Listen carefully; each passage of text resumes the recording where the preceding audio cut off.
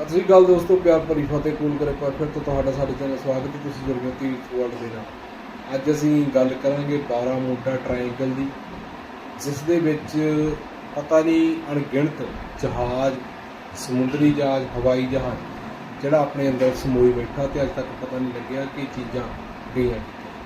ਧਰੁਵ ਰਾਠੀ ਬਹੁਤ ਵਧੀਆ ਯੂਟਿਊਬਰ ਹੈ, ਬਹੁਤ ਤਰਕਾਂ ਦੇ ਆਧਾਰ 'ਤੇ ਗੱਲ ਕਰਦਾ ਤੇ ਉਸ ਦੀ ਵੀਡੀਓ ਤੇ ਉਸ ਤੋਂ ਸੁਣੋ कि बारामूडा ट्रायंगल असल में है। नमस्कार दोस्तों, साल 1945 5 दिसंबर को दोपहर के 2:10 यूएस नेवी के 5 टॉर्पीडो बॉम्बर विमान फ्लोरिडा से टेक ऑफ करते हैं। इस उड़ान को कहा जाता है फ्लाइट 19। अपना एक 3 घंटे का रूटीन ट्रेनिंग मिशन करना, यानी कुछ ऐसी स्पेशल उड़ान नहीं थी ये, अपने रेगुलर ट्रेनिंग मिशंस कंडक्ट करने के लिए उड़ान भर रहे थे। फ्लाइट में 14 क्रू मेंबर्स हैं जिन्हें लीड किया जा रहा है एक फ्लाइट लीडर के द्वारा, जो कि बहुत ही एक्सपीरियंस्ड पायलट हैं और एक वॉर वेटरन भी हैं। ये 5 प्लेन्स उड़ान भर के ईस्ट की डायरेक्शन में फ्लाई करते हैं फ्लोरिडा से। सब कुछ नॉर्मल चल रहा है, मौसम काफी साफ है, लेकिन उड़ान भरने के करीब 2 घंटे बाद इनके स्क्वाड्रन लीडर रिपोर्ट करते हैं कि अचानक से इनके कंपस में प्रॉब्लम्स आ रही। इनका कंपस काम करना बंद कर जाता है। ये अपना बैकअप कंपस निकालते हैं, लेकिन बैकअप कंपस भी फेल। इन्हें पता नहीं इनकी पोजीशन कहां पर है एक्चुअली में। ये बाकी प्लेन के पायलट से पूछते हैं और उनके भी इंस्ट्रूमेंट मैल फंक्शन करने लग रहे हैं। स्क्वाड्रन लीडर का नाम है लेफ्टिनेंट चार्ल्स कैरल टेलर, और कंपस खराब होने के बाद काफी कंफ्यूजिंग से मैसेजेस सुनने को मिलते हैं रेडियो ट्रांसमिशन से। टेलर कहते हैं, both my compasses are out and I am trying to find Port Lauderdale Florida. I am over land but it's broken. I am sure I am in the Keys but I don't know how far down and I don't know how to get to Fort Lauderdale. मौसम अब धीरे धीरे बिगड़ता जा रहा है। शाम के 4:56 टेलर को लगता है कि उनके विमान एक्चुअली में गल्फ ऑफ मेक्सिको के ऊपर पहुंच चुके हैं, इसलिए अब उन्हें ईस्ट की डायरेक्शन में फ्लाई करना होगा वापस फ्लोरिडा जाने के लिए। इसलिए अब वो बाकी सारे अपने प्लेन्स को कमांड देते हैं कि ईस्ट की डायरेक्शन में फ्लाई किया जाए। लेकिन कुछ फ्लाइट में क्रू मौजूद है जिन्हें लगता है कि नहीं, वो एक्चुअली में अभी ईस्ट में ऑलरेडी हैं, उन्हें वेस्ट में फ्लाई करना चाहिए। इस ऑर्डर के एकदम बाद उनमें से एक प्लेन से एक रेडियो ट्रांसमिशन सुनने को मिलता है, damn it, if we could just fly west we would get home, head west, damn it. यानी कि बाकी क्रू मेंबर्स को शक है कि एक्चुअली में उन्हें वेस्ट में फ्लाई करना चाहिए वापस घर लौटने के लिए। लेकिन मौसम बिगड़ता रहता है, सूरज ढल जाता है और अंधेरा हो जाता है।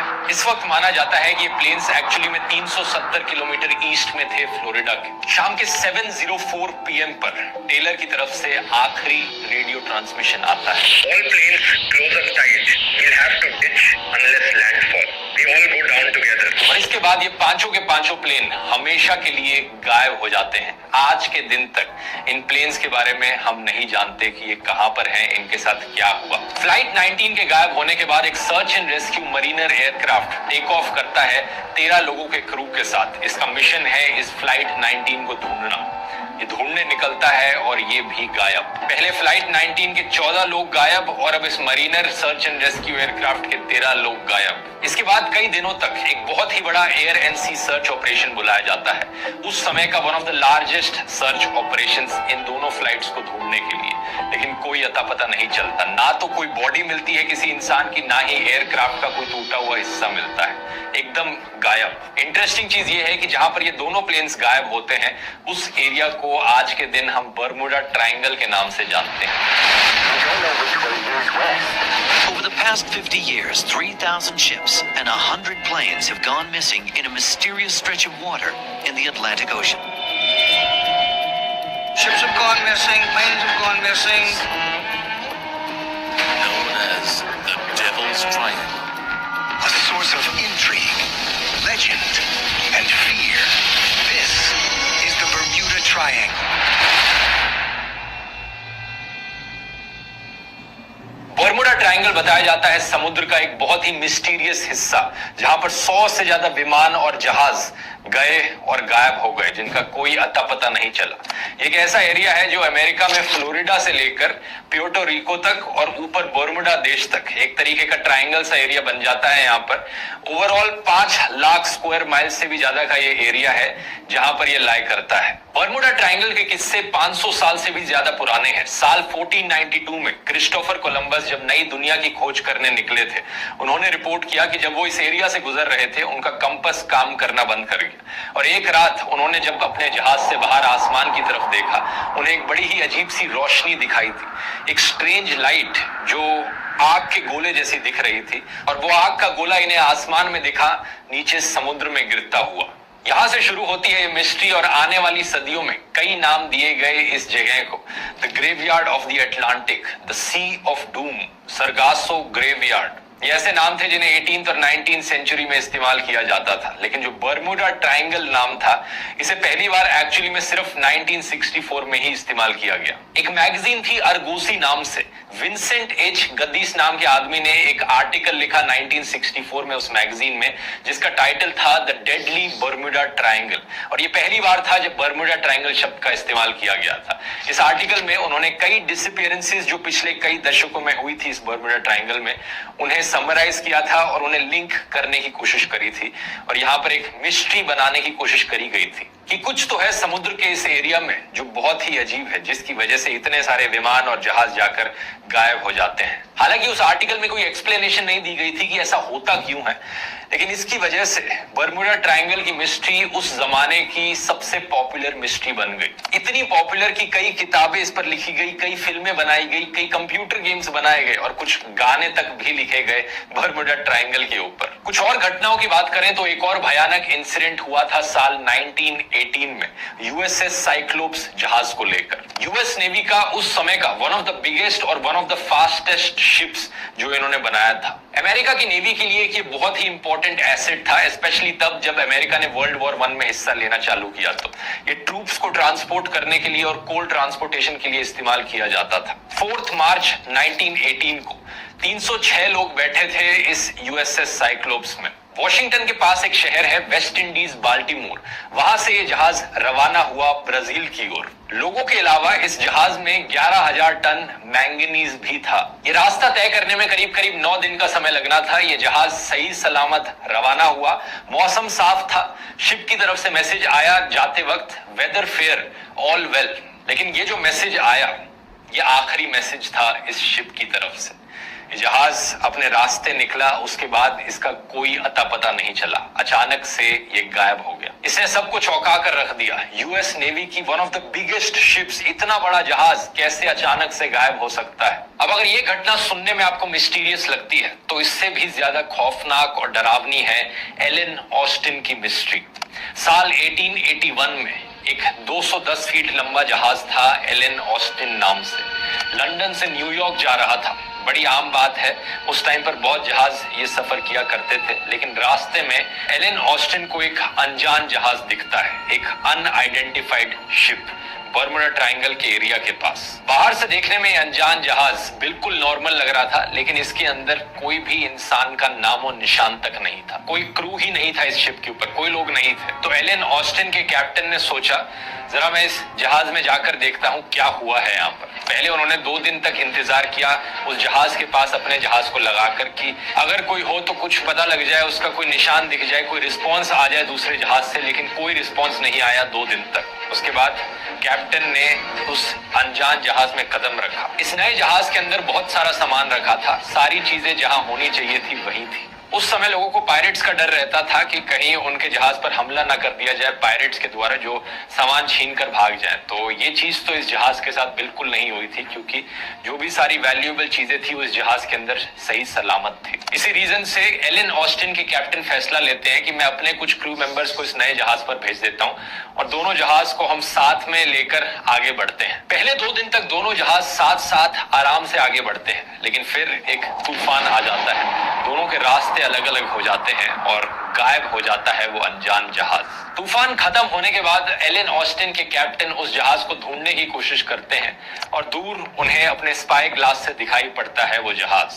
जब वो उसके करीब पहुंचते हैं, पता लगता है कि उस जहाज में फिर से कोई इंसान का नामो निशान तक नहीं है। जो कुछ क्रू मेंबर्स को उन्होंने अपने जहाज से उस जहाज में डाला था, अब वो अचानक से गायब हो चुके हैं। कहाँ गए, क्या हुआ उनके साथ, कुछ नहीं पता, लेकिन जहाज वैसे का वैसे ही सही सलामत है। कहा जाता है एलन ऑस्टिन के कैप्टन ने दोबारा से कोशिश करी उस अनजान जहाज को अपने साथ लेकर चलने की, कुछ और नए क्रू मेंबर्स को भेजा उस जहाज को चलाने के लिए, लेकिन फिर से 2-3 दिन बाद जब एक नया तूफान आया, सेम कहानी दोबारा से हुई। ये अनजान जहाज अलग हो जाता है और जो नए क्रू मेंबर्स डाले थे वो फिर से गायब हो जाते हैं अचानक से। एलन ऑस्टिन का जहाज जब वापस लौटता है तो इसके ओनर इसकी कहानी को सुनकर इतना घबरा जाते हैं कि इस जहाज को बेच डालते हैं एक जर्मन कंपनी को, जो इस जहाज का नाम बदलकर मेटा रख देती है। सही सुना आपने, जो रीनेमिंग मार्क जकरबर्ग ने फेसबुक की करी मेटा में, इस जहाज को भी रीनेम करके मेटा कर दिया गया बाद में।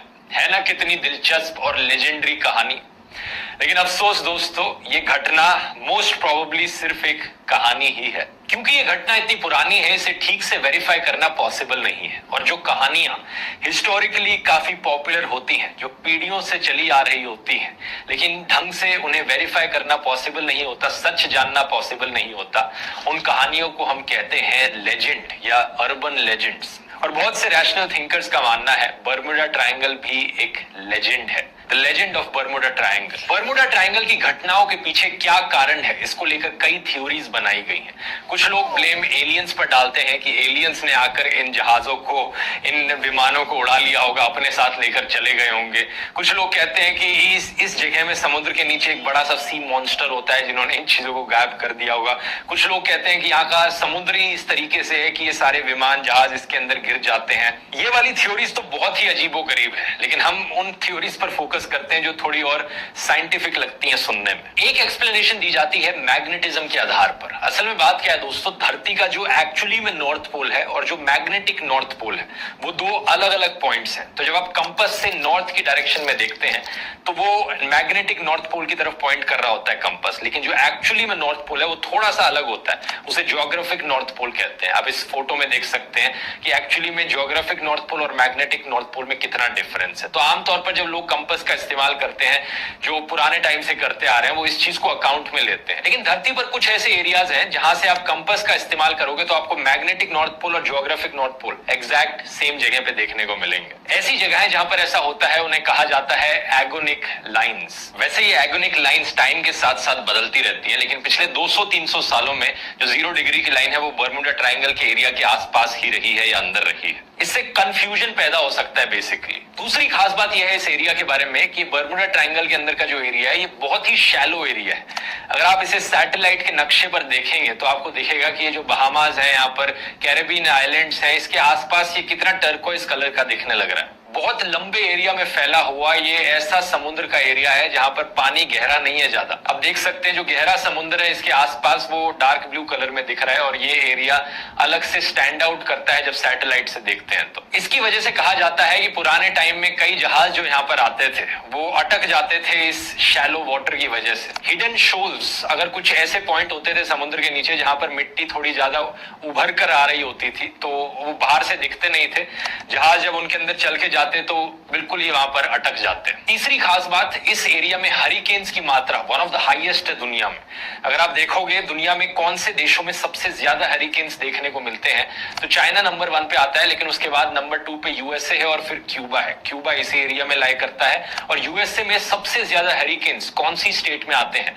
फ्लोरिडा में आते हैं, जो इसी एरिया में ही है। तो हरिकेन्स और वाटर स्पाउट्स ज्यादा फ्रीक्वेंसी से आते हैं इस एरिया में। चौथी एक्सप्लेनेशन दी जाती है मीथेन हाइड्रेट्स को लेकर। कुछ ऐसे एरियाज हैं समुद्र के अंदर जहां पर बड़ी फील्ड्स पाई जाती है मीथेन हाइड्रेट्स की। ऑस्ट्रेलिया में साइंटिस्ट ने कुछ लेबोरेटरी एक्सपेरिमेंट्स कंडक्ट किए थे। उन्होंने देखा कि जब मीथेन के बबल्स होते हैं पानी में एक मात्रा से ज्यादा, तो पानी की डेंसिटी कम हो जाती है और जो बॉयंसी होती है एक जहाज की वो मेंटेन नहीं हो पाएगी, तो जहाज पानी के अंदर डूब जाएगा। वही लॉजिक हो गया। वैसे जब नमक ज्यादा होता है पानी के अंदर तो पानी की डेंसिटी बढ़ जाती है, तो फ्लोट करना चीजों के लिए और आसान बनता जाता है। जैसे कि डेड सी में, जिसपे मैंने ब्लॉग भी बनाया था अगर आपको याद हो, एक आम इंसान जो समुद्र में डूब जाए वो डेड सी पर फ्लोट करता है क्योंकि पानी की डेंसिटी ज्यादा होती है।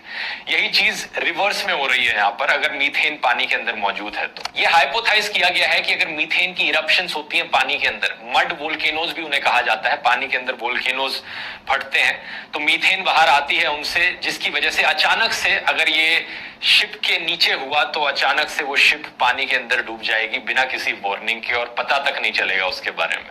अब ये बहुत ही इंटरेस्टिंग एक्सप्लेनेशन है, लेकिन एक्चुअली में जितनी भी डिसअपीयरेंसेस हुई है बर्मुडा ट्रायंगल को लेकर, कोई भी डायरेक्ट एविडेंस नहीं मिला है कि कोई भी एग्जैक्ट घटना इस मीथेन वाली चीज की वजह से हुई हो। ये बस एक साइंटिफिक चीज है जो एग्जिस्ट करती है, होती है, लेकिन एक्चुअली में जिसकी वजह से कोई जहाज गायब हुआ हो इसका कोई प्रूफ अभी तक मौजूद नहीं है। पांचवी एक्सप्लेनेशन मेरी राय में सबसे इंपॉर्टेंट एक्सप्लेनेशन है, क्योंकि ये ह्यूमन साइकोलॉजी से रिलेटेड है। इसे नाम दिया जाता है बार्डर-माइनहॉफ इफेक्ट या फिर द फ्रीक्वेंसी इल्यूजन। बार्डर-माइनहॉफ इफेक्ट या फ्रीक्वेंसी इल्यूजन एक साइकोलॉजिकल इफेक्ट है कि जब हम चीजों को ज्यादा नोटिस करने लगते हैं तो हमें वो चीजें अपने आसपास ज्यादा दिखने लगती हैं। याद करो आपके परिवार में जब किसी ने नई गाड़ी खरीदी थी, जो गाड़ी का मॉडल आपने खरीदा था, खरीदने के बाद आपने हमेशा नोटिस किया होगा कि अगले कुछ दिनों तक, अगले कुछ महीनों तक जब भी आप सड़क पर कहीं पर जाते तो जो गाड़ी आपने नई खरीदी है वो आप ज्यादा नोटिस करने लगते हैं। आपको लगता है कि अच्छा ये गाड़ी तो सड़कों पर और दिखने लग रही है, हमारे खरीदने के बाद लोगों ने और गाड़ियां खरीदनी शुरू कर दी है यही वाली एग्जैक्ट। असलियत में उस गाड़ी की फ्रीक्वेंसी सड़कों पर ज्यादा बदली नहीं है, पहले भी उतनी ही कॉमन थी, वो अभी भी उतनी ही कॉमन है, बस क्योंकि आपने वो गाड़ी खरीद ली तो आपने ज्यादा नोटिस करना शुरू कर दिया उस चीज को। यही चीज बर्मुडा ट्रायंगल के बारे में भी कही जाती है। ये बात सच जरूर है कि कुछ बड़े बड़े जहाज और विमान गायब हो गए बर्मुडा ट्रायंगल के अंदर, लेकिन अगर आपने नोटिस करने की कोशिश करी हो तो दुनिया भर के कई एरियाज में, कई समुद्रों में ऐसे ही जहाज और विमान गायब होते हुए मिले हैं जहां पर बर्मुडा ट्रायंगल नहीं मौजूद था। इसका एक बड़ा रीसेंट एग्जांपल हो सकता है वो मलेशियन एयरलाइंस की फ्लाइट, वो तो बर्मुडा ट्रायंगल में गायब नहीं हुई। क्योंकि असल में बात ये है, लोगों ने जब बर्मुडा ट्रायंगल की मिस्ट्री के बारे में सुना तो जो भी डिसअपीयरेंसेस हुई, जो भी ऐसी घटनाएं हुई, लोगों ने तब ज्यादा ध्यान देना शुरू कर दिया उन घटनाओं पर जो बर्मुडा ट्रायंगल में हो रही थी, और जो बर्मुडा ट्रायंगल के बाहर ऐसी घटनाएं हो रही थी उन पर ज्यादा ध्यान नहीं दिया लोगों ने। जर्नलिस्ट लैरी कुश, जिन्होंने किताब लिखी the Bermuda triangle mystery solved, वो भी इसी सोल्यूशन पर निकल कर आए। उन्होंने कहा शुरुआत में कई ऐसी घटनाएं थी जो एक्चुअली में हुई थी, लेकिन टाइम के साथ साथ जब बर्मुडा ट्रायंगल की मिस्ट्री और बड़ी मिस्ट्री बनती गई तो कुछ लोगों ने अपनी कहानियां क्रिएट करनी शुरू कर दी। मिस्ट्री मॉन्गरिंग हुई यहाँ पर, और कुछ कहानियां तो बिल्कुल ही बकवास थी, असली में कभी हुई ही नहीं थी। एलन ऑस्टिन की जो कहानी मैंने आपको बताई उसे ऐसी ही एक कहानी बताया जाता है। अमेरिका के national oceanic and atmospheric administration का कहना है कि इसका कोई सबूत नहीं है कि जो जहाज और विमान बर्मुडा ट्रायंगल में जाकर गायब होते हैं, जो मिस्टीरियस डिसअपीयरेंसेस हमें बर्मुडा ट्रायंगल में देखने को मिलती हैं, वो ज्यादा फ्रीक्वेंसी से होती हो बर्मुडा ट्रायंगल में बाकी किसी और समुद्र के एरिया के कंपैरिजन में। ऐसा कुछ भी नहीं है, उतनी ही मिस्टीरियस डिसअपीयरेंसेस हमें बाकी समुद्र के एरियाज में भी देखने को मिलती हैं। यूनाइटेड स्टेट्स कोस्ट गार्ड का तो यह तक कहना है कि coast guard does not recognise the existence of so called Bermuda Triangle as a geographic area. So ਇਹ ਤੁਸੀਂ ਵੀਡੀਓ ਦੇਖੀ ਆ, ਧਰੁਵ ਰਾਠੀ ਆ ਮੁੰਡਾ YouTube ਦਾ ਵਧੀਆ ਵੀਡੀਓ ਬਣਾਉਂਦਾ, ਤੇ 12 ਮੁੰਡਾ ਟਰਾਇੰਗਲ ਹੈ ਕੀ ਆ, ਉਹਦੀ ਜੋ ਸਚਾਈ ਆ, ਉਹਦੇ ਪਿੱਛੇ ਕਾਰਨ ਕੀ ਨੇ, ਕਿਉਂ ਉਸ ਦਾ ਨਾਮ 12 ਮੁੰਡਾ ਟਰਾਇੰਗਲ ਪਿਆ, ਤੇ ਉੱਥੇ ਅਨੇਕਾਂ ਸ਼ਿਪ ਜੋ ਪਾਣੀ ਦੇ ਵਿੱਚ ਅਲੋਪ ਹੀ ਹੋ ਗਏ ਨੇ, ਖਤਮ ਹੀ ਹੋ ਗਏ ਨੇ, ਤੇ ਜਿਨ੍ਹਾਂ ਦਾ ਨਾਮੋ ਨਿਸ਼ਾਨ ਨਹੀਂ ਮਿਲਿਆ। ਸੋ ਉਹਦੇ ਬਾਰੇ ਸਮਝਾਉਣ ਦੀ ਕੋਸ਼ਿਸ਼ ਵੀ ਕੀਤੀ ਗਈ ਆ, ਉਸ ਦੇ ਪੂਰਾ ਸੱਚ ਦੱਸਣ ਦੀ ਕੋਸ਼ਿਸ਼ ਵੀ ਕੀਤੀ ਗਈ। ਵੀਡੀਓ ਦੇ ਵਿੱਚ ਤੁਸੀਂ ਆਪਣੀ ਸਾਰਾ ਕੁਝ ਦੇਖ ਲਿਆ, ਤੇ ਸੁਝਾਅ ਦੇਣ ਦੀ ਕੋਸ਼ਿਸ਼ ਜ਼ਰੂਰ ਕਰਿਓ, ਤੇ ਕਮੈਂਟ ਬਾਕਸ ਵਿੱਚ ਆਪਣੇ ਵਿਚਾਰ ਜ਼ਰੂਰ ਸਾਂਝੇ ਕਰੋ। ਬਸ।